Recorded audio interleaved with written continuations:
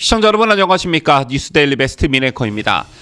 요즘 이재명의 사법 리스크를 두고 민주당이 벌이고 있는 행태들을 보고 있노라면 이게 과연 공당인가라는 의구심이 들 수밖에 없습니다.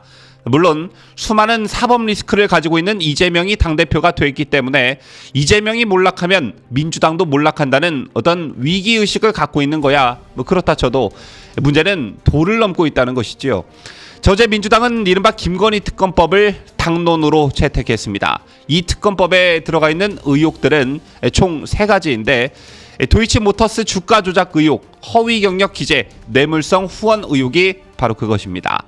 자, 그런데 이 3가지 모두 윤석열 대통령이 임기를 시작한 이후에 벌어진 일들이 아니라, 즉 남편의 대통령 직위를 이용해 김건희 여사가 어떤 이득을 취했다거나 그런 게 아니라 훨씬 전에 의혹이 일었던 부분이고, 문재인 정권하의 검찰이 샅샅이 뒤졌지만 뚜렷한 혐의를 발견하지 못했던 것들입니다.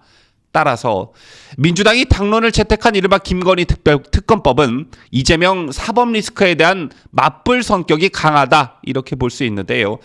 자신들이 속해 있는 정당의 당대표에 대한 사법 리스크가 현실화되자 대통령 부인을 걸고 넘어지는 아주 야비하고 비열한 짓을 하고 있는 것입니다. 더군다나 이번 한 주는 일부 지역의 태풍 피해가 심각했는데 국가적 재난 상황에서도 민주당은 오로지 정쟁에만 몰두했습니다. 이게 과연 공당이라 할 수 있을까요? 어제 민주당이 발의한 이른바 김건희 특검법의 내용을 들여다보면 이것도 굉장히 황당무계합니다. 논란의 여지가 있는 게 2가지 정도 있는데요. 특검 임명 시 대통령이 소속되지 않은 교섭단체에서 2명을 추천하면 그중에서 1명을 대통령이 임명하도록 한 내용이 바로 그것입니다. 즉 국민의힘의 추천권을 배제하고 민주당이 단독 추천하겠다는 것인데요. 이것도 아나무인적 태도라 볼 수 있고, 특히 특검 규모를 보면 정말 어마어마합니다.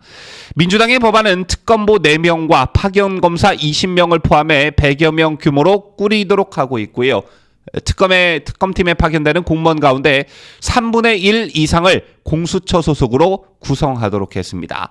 대한민국 헌정사상 역대 최고 규모로 꾸려진 박근혜 대통령 당시 이른바 최순실 특검 105명 규모와 비슷한 수준입니다. 이게 과연 100여 명이 넘는 수사 인력을 편성할 일인지 어처구니가 없지요. 결론적으로 이 김건희 특검법은 현실화될 가능성이 희박합니다.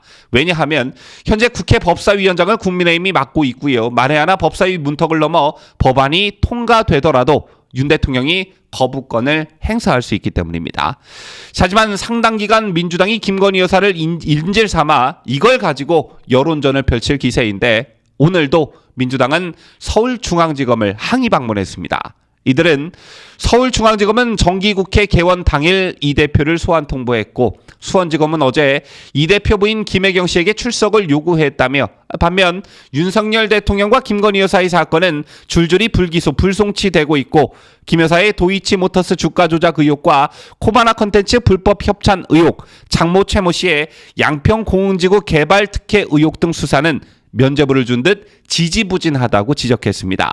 이들은 송경호 서울중앙지검장을 직접 만나 항의할 예정이었지만 검찰 측이 출입을 막아서면서 면담은 무산됐는데요.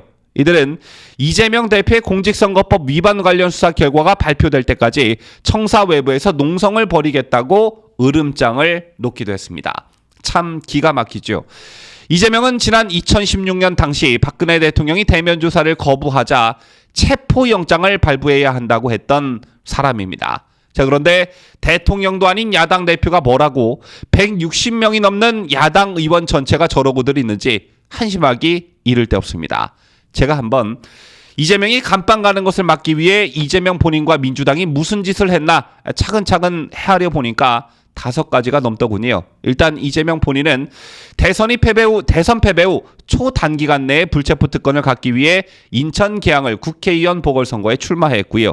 이것도 모자라 전당대회에 출마해 당대표라는 방탄복을 하나 더 껴입었습니다.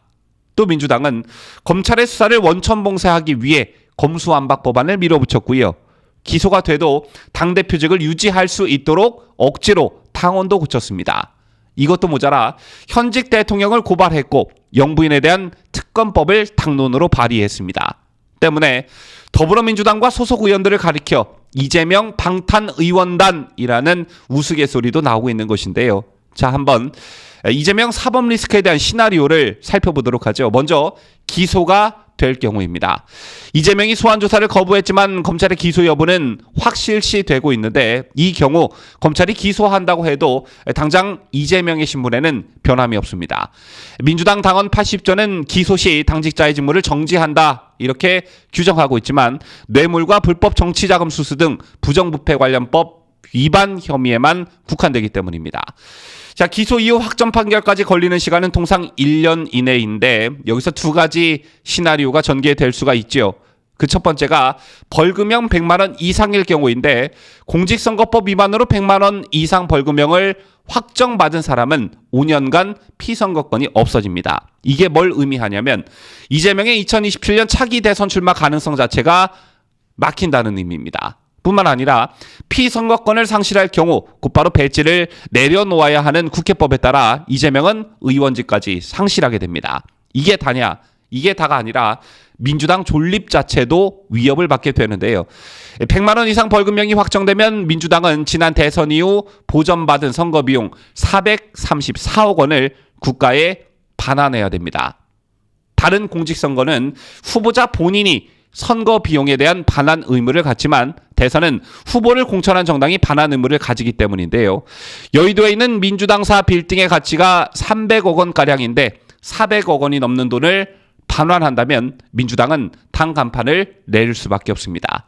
반면 법원으로부터 무죄를 받을 경우엔 민주당이 주장하는 야당 탄압, 정치보복 프레임이 먹혀들 가능성이 크고, 그 중심에 서 있는 이재명은 차기 대권 주자로 한 걸음 더 다가서게 될 가능성이 높아집니다. 단, 반 이재명 정서를 가진 국민들이 법원 판결을 불신하는 여론도 함께 일면서 국민적 갈등도 최고조에 이를 가능성이 매우 높습니다.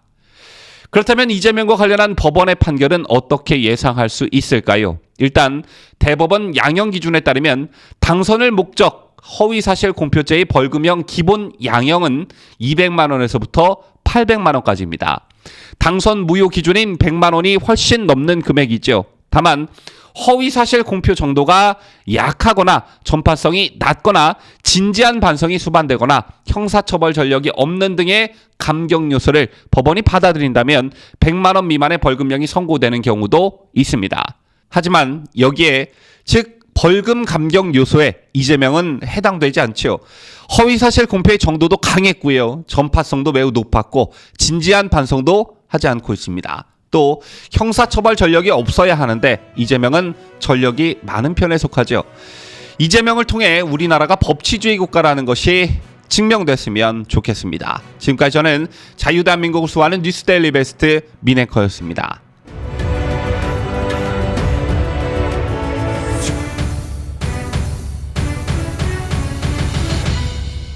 함께해요. 뉴스데일리 베스트.